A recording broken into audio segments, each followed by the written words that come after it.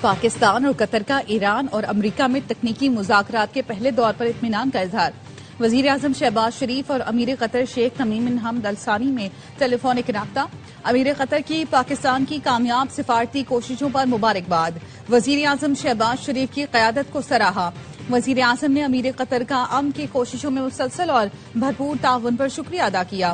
کہا کامیابی field marshal کی انتھک کوششوں اور قطر سمیت برادر ملکوں کی بدولت ممکن ہوئی۔ امیر قطر نے وزیر اعظم کی پاکستان کے دورے کی دعوت قبول کر لی۔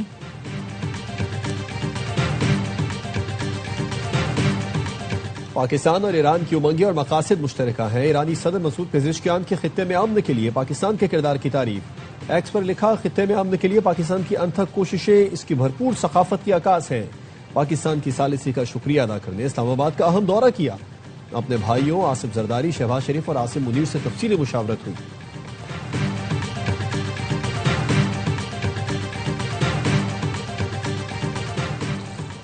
لیبیا کی مسلح افواج کے ڈپٹی کمانڈر ان چیف کا GHQ کا دورہ۔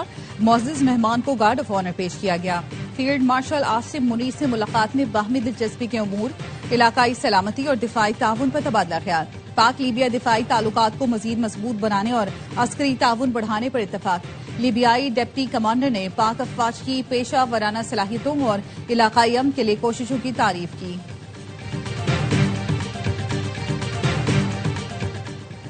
اور وفاقی وزیر کا بیان جلتی پر تیل ڈالنے کے مترادف ہے۔ وہ وزیر کابینہ میں کیوں ہے جو کہتا ہے راولاکوٹ کے لوگ کشمیری نہیں؟ کیا کسی ملک کا وزیر دفاع ایسی بات کر سکتا ہے؟ بلاول بھٹو نے وزیر دفاع خواجہ آصف کو آڑے ہاتھوں لے لیا۔ قومی اسمبلی میں کہا وزیر اعظم سے درخواست ہے اپنی کابینہ کو کنٹرول کریں۔ خواجہ آصف کے بیان سے دنیا بھر کے کشمیریوں کی دل آزاری ہوئی۔ کشمیر حساس علاقہ ہے، اس پر بات کرنے سے پہلے سوچنا چاہیے۔ پیپلز پارٹی کے رہنما راجہ پرویز اشرف کہتے ہیں راولاکوٹ کو کشمیر کا حصہ نہ سمجھنا زیادتی ہے۔ اس بیان سے دلی رنج پہنچا۔ غیر ذمہ دارانہ بیان کشمیریوں کی تذلیل اور کشمیر کوس کے لیے نقصان دہ ہے۔ وزیر دفاع خواجہ آصف نے کہا اپنے بیان پر کوئی ندامت نہیں، کشمیری برتھ سرٹیفکیٹ سے نہیں لازوال قربانیوں سے بنتا ہے۔ جنہیں گھر بیٹھے آزادی ملی وہ کبھی آزادی کی اصل قدر و قیمت نہیں جانتے۔ ہم نے ملک کے لیے 5 جنگیں لڑی ہیں، لیکن یہاں ملک کو گالیاں دی جاتی ہیں۔ میں نے ایکس پر جو کچھ لکھا وہ پورے ثبوت اور شہادت کے ساتھ لکھا ہے۔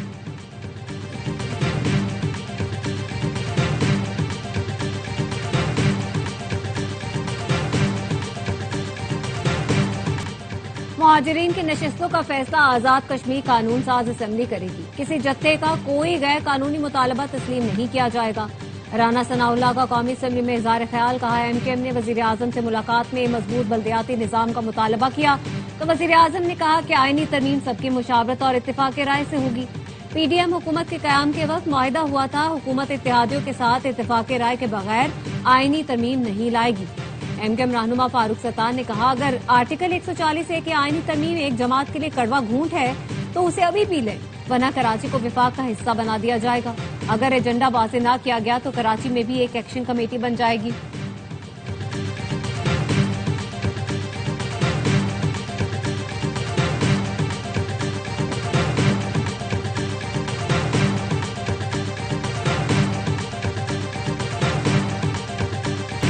کراچی اہم ہے یا کرسی؟ MKM کے ارکان اسمبلی کب تک حکومت کی لالی پاپ پر چلیں گے؟ مطالبات نہیں مانے جا رہے تو وفاقی حکومت سے نکل جائیں۔ Chairman peoples party Bilawal Bhutto Zardari کا مشورہ، کہا کراچی کے ارکان اسمبلی کا پیپلز پارٹی سے کوئی مسئلہ نہیں، کابینہ ارکان ان کے ساتھ سیاست کر رہے ہیں۔ بلدیاتی نظام کا بہانہ آپس میں لڑوانے اور اپنا کام نکلوانے کے لیے ہے۔ آئینی ترمیم سے پہلے بلدیاتی الیکشن کروائے جائیں۔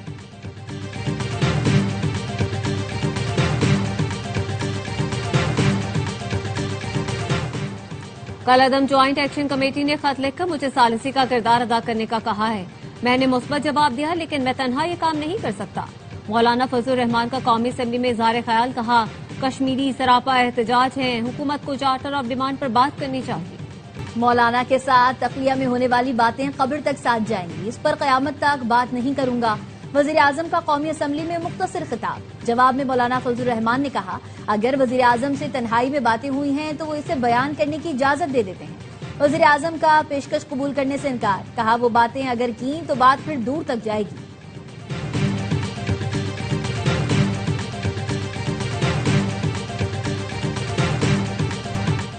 پاکستان کو پہلے دہشت گرد ملک کہا جاتا تھا، آج پیس میکر کہا جاتا ہے۔ دنیا بھر سے دعوتیں مل رہی ہیں۔ نائب وزیر اعظم اسحاق ڈار کا قومی اسمبلی میں اظہار خیال، کہا اللہ نے پاکستان کو بہت بڑی کامیابی عطا فرمائی۔ وزیر اعظم اور فیلڈ مارشل کو خراج تحسین پیش کرتا ہوں، وہ پیچھے نہیں ہٹے۔ ایران کو خبردار کرتے رہے، ہمارا سعودی عرب کے ساتھ دفاعی معاہدہ ہے، یہی وجہ ہے ایران کی جانب سے سعودی عرب پر انتہائی کم حملے ہوئے۔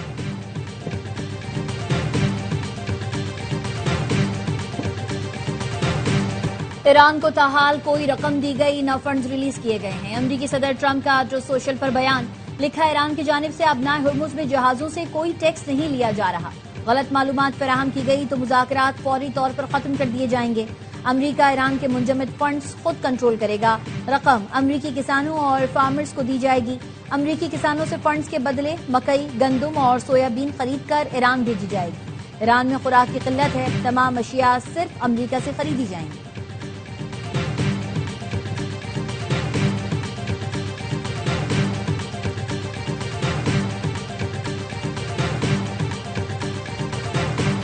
برگن اسٹاک میں امریکہ اور ایران کے درمیان تکنیکی مذاکرات آئندہ ہفتے پھر ہوں گے۔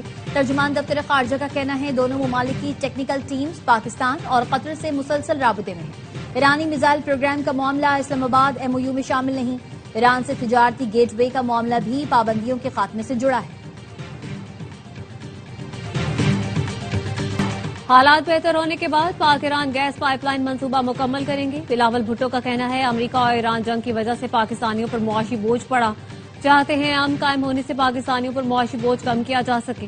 بلاول بھٹو نے مطالبہ کیا کشمیر میں سیاسی ماحول سازگار بنا کر الیکشن کروائے جائیں۔ کشمیر میں حالات بگڑ چکے ہیں، میں یہ دن کشمیر میں نہیں دیکھنا چاہتا تھا، چاہتے ہیں کہ کشمیر کے تمام مسائل افہام و تفہیم اور سیاسی طریقے سے حل ہوں۔ نون لیگ کا مشکل میں پاؤں اور آسانی میں گلا پکڑنے کی بات پیٹ پگاڑا نے کی تھی۔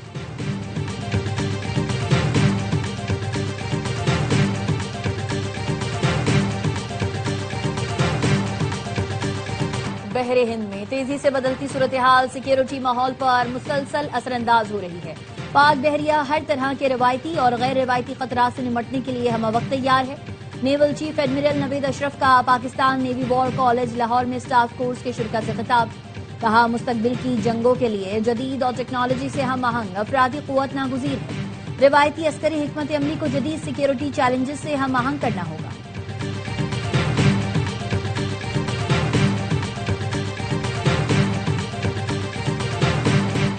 وفاقی وزیر داخلہ محسن نقوی کی ایرانی ہم منصب سکندر مومنی سے ملاقات، پاک ایران تعلقات اور امن معاہدے کے بعد خطے کی صورتحال پر تفصیلی گفتگو۔ محسن نقوی نے کہا پاکستان ہمیشہ امن اور استحکام کا خواہاں رہا ہے، مشرق وسطی میں دیر پا امن کے لیے پاکستان کی کوششیں جاری رہیں گی، امن معاہدے کے خطے پر دور رس نتائج سامنے آئیں گے۔ ایرانی وزیر داخلہ نے امریکہ سے مذاکرات میں پاکستان کے کردار کو سراہا، دونوں ملکوں کا تعاون کو مزید فروغ دینے پر اتفاق۔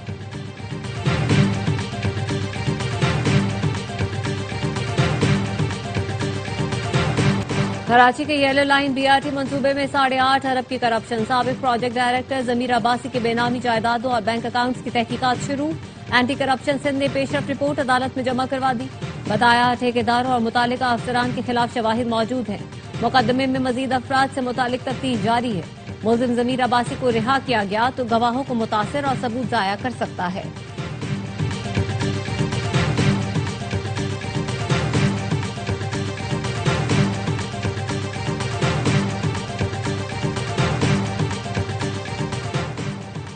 ٹیلی کام ری آرگنائزیشن ترمیمی بل پر وزیراعظم کی قائم کردہ کمیٹی نے بڑی تبدیلیاں تجویز کر دی۔ سب کمیٹی نے متنازع شقوں پر اعتراضات دور کرتے ہوئے بل کا نیا ڈرافٹ تیار کر کے وزیر قانون کی سربراہی میں قائم کمیٹی کے حوالے کر دیا۔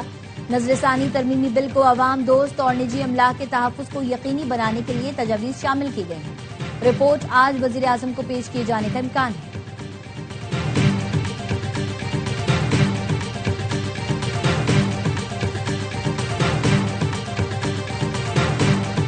نوجوانوں کے اندر احساسات سے ذمہ داری لائی کے تحسین ہے۔ پرواز کارڈ کے تحت تربیت مکمل کرنے والے نوجوانوں کو بیرون ملک روزگار کے مواقع میسر آئیں گے۔ وزیر اعلیٰ پنجاب مریم نواز کا تربیت مکمل کرنے والے نوجوانوں سے خطاب، کہا 5 لاکھ سے زائد نوجوانوں کو تربیت دے رہے ہیں۔ بیرون ملک غیر ہنرمندوں کو وہ مقام نہیں ملتا جو ہنرمند افراد کو ملتا ہے۔ افرادی قوت کو ہنرمند بنانے کے لیے جدید تقاضوں سے ہم آہنگ سہولیات یقینی بنائی گئی ہیں۔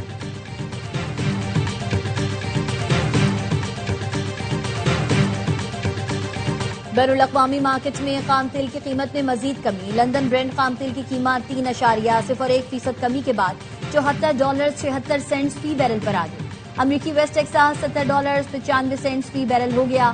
انٹرنیشنل میری ٹائم آرگنائزیشن کا کہنا ہے اب نائل ہرمز سے تیل کی سپلائی میں بہتری آ رہی ہے۔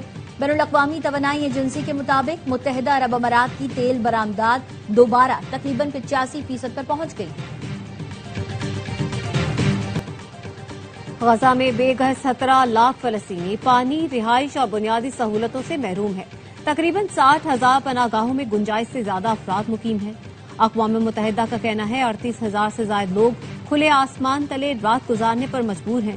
فلسطینی وزارت خارجہ کا اقوام متحدہ کی نئی رپورٹ کا خیر مقدم، کہا اسرائیل کی جانب سے فلسطینی بچوں کو دانستہ نشانہ بنایا جا رہا ہے، عالمی برادری اسرائیل کو جواب دہ ٹھہرائے۔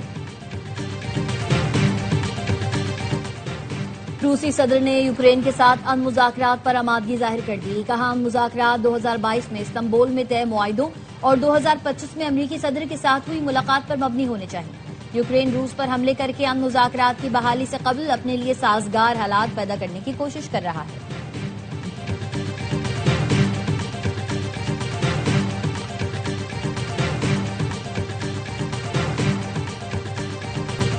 اور کرسٹیانو رونالڈو 6 ورلڈ کپ میں گول کرنے والے پہلے فٹ بالر بن گئے۔ ازبکستان کے خلاف رونالڈو کے 2 گول، پرتگال نے میچ 5-0 سے جیت لیا۔ گھانا کا انگلینڈ کو ٹف ٹائم، میچ بغیر گول کے برابر رہا۔ کولمبیا کانگو کو ہرا کر ناک آؤٹ میں پہنچ گیا۔ کروشیا نے پیناما کو 1-0 سے شکست دی۔